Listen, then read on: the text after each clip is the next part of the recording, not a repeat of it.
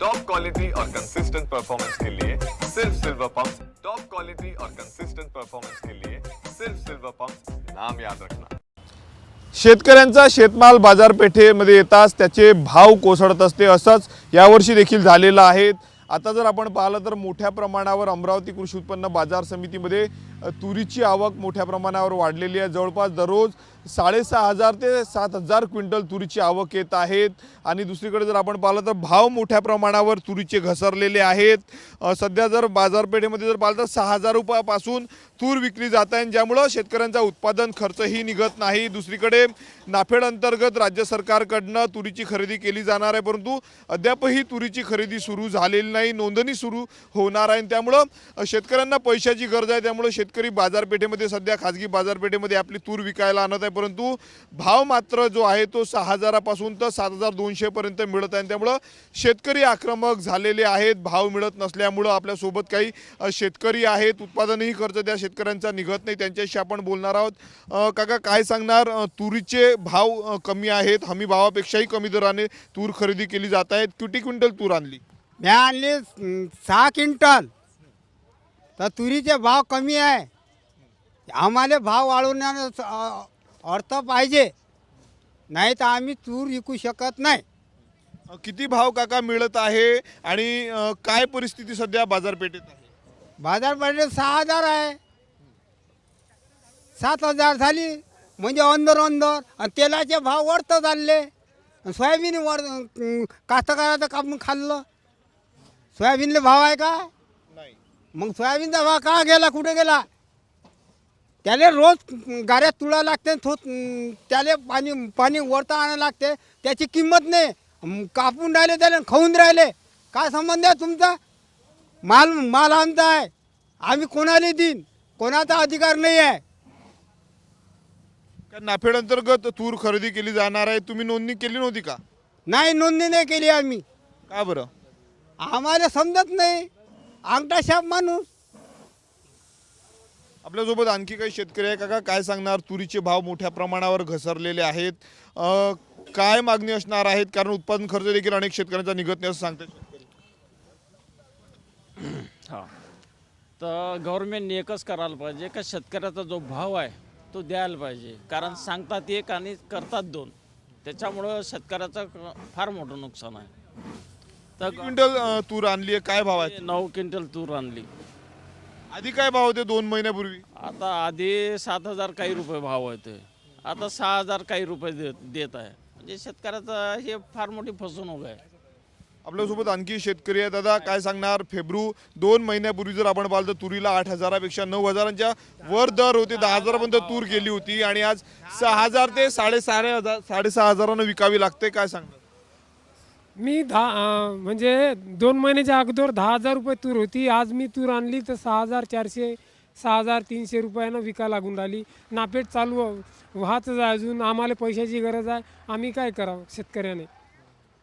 नाफेडला काय दर आहे यावर्षी तुरीला?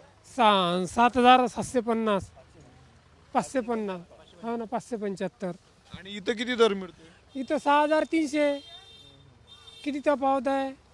आता कास्तकाराला प्रत्येकाला गरज आहे, मजुराला पैसे द्यावे लागते, काढणाऱ्याला पैसे द्यावे लागते, मग मातीमोल भावात चालली आहे तूर। गव्हर्नमेंट तूर आयात करून घेते। सोयाबीनचे भाव 3,400-3,500 रुपये आहे, तेलाचा डब्बा 2,500-2,700 रुपये आहे। काय खावं गरिबानं, काय जगावं?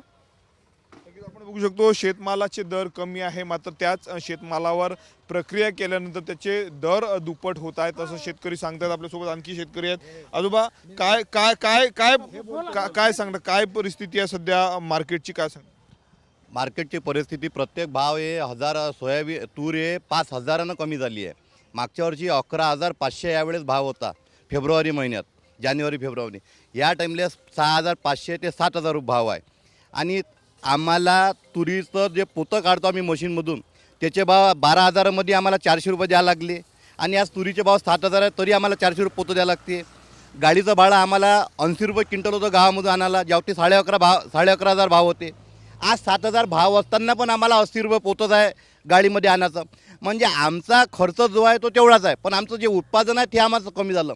तुम्ही सांगा याच्यावर आमचा उदरनिर्वाह कसा होणार आहे? म्हणजे खर्च जेवढा आहे तेवढा आहे आणि आमची जे कमाई आहे ते अर्धी झाली आहे. त्यामुळे आमचं जे नियोजन आहे, जे वर्षभराचं बजेट आहे मुलांना आणि जे परिवाराला जे बजेट असतं ते आमचं पूर्ण कोरमडलेलं आहे. आम्ही मुलीचं जे लग्न ठरवलं आहे, जे बजेट होतं आमचं ते बजेट पण पूर्ण कोरमडलेलं आहे. आमच्या घराचे बांधकामामध्ये ते पूर्ण कोरमडलेलं आहे. हे आता वर्षभराचं बजेट आम्ही आता परिवार कसा चालवायचा, शेती कशी पिकवायची, यामुळे जे आमचं खर्चाचं नियोजन पूर्ण बहकलेलं आहे. त्यामुळं सरकारचं जे धोरण आहे, कधी 11,500 भाव असते, कधी 7,500 असते, कधी 6,500 असते.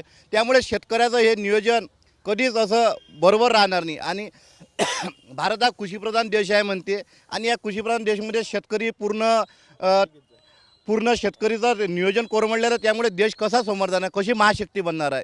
महाशक्ती बनण्यासाठी छत्रपती शिवाजी महाराजांनी म्हटलं होतं, माझा शेतकरी सुखी तर देश सुखी. इथं शेतकरी दुखी आहे तर देश कसा सुखी बनणार आहे. त्यामुळे शेतकऱ्यावर फार यावर्षी तर एवढं सावट आलं आहे. काळाचं म्हणा काय निसर्गाचं म्हणा काय, जे सोयाबीन आम्ही 2 वर्षा पहिले 6,500 विकलं ते आम्हाला 4,500 विकायला लागत आहे. गव्हर्नमेंटचे जे हमीभाव काढले आहे 4,800 काढले आहे, त्यामध्ये पण आम्हाला परवडत नाही.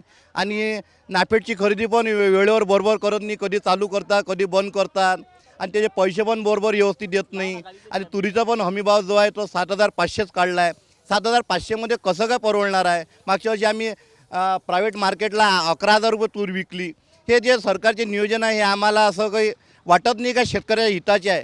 त्यामुळे सरकार हे मायबाप आहे, आमच्या शेतकऱ्याकडे लक्ष द्यावे अशी आम्ही विनंती करतो. नक्कीच तर आपण बघू शकतो शेतकऱ्यांच्या संपूर्ण भावना होत्या. बाजार समितीमध्ये जर आपण पाहिलं तर मोठ्या प्रमाणावर तुरीची आवक वाढलेली आहे, त्याचा परिणाम त्याच्या भावावर झाला. शेतकऱ्यांनी सांगितलं की मागील वर्षी याच महिन्यामध्ये आम्ही 11,000 रुपयांपर्यंत तूर विकली होती, परंतु आज जर भाव पाहिले तर 6,000पासून तुरीचे भाव सुरू होत आहेत. दुसरीकडे नाफेडची खरेदी बंद आहेत, त्यामुळं नाफेडची खरेदी सुरू झाली. त्यामुळं शेतकऱ्यांनी करायचं काय, वर्षभराचा उदरनिर्वाह जो आहे तो या संपूर्ण शेत पिकावर असतो. परंतु हेच शेतपिकापासून मिळणारे जे पैसे आहे हे पैसे मिळत नाही, भाव कमी आहे. त्यामुळं जगायचं तरी कसं, शेती करायची तरी कशी, असा संतप्त सवाल जो आहे तो अमरावतीमधल्या शेतकऱ्यांनी केलेला आहे. कॅमेरामन अनिकेत दातोंडेसह मी स्वप्नील उमाप, TV9 मराठी, अमरावती.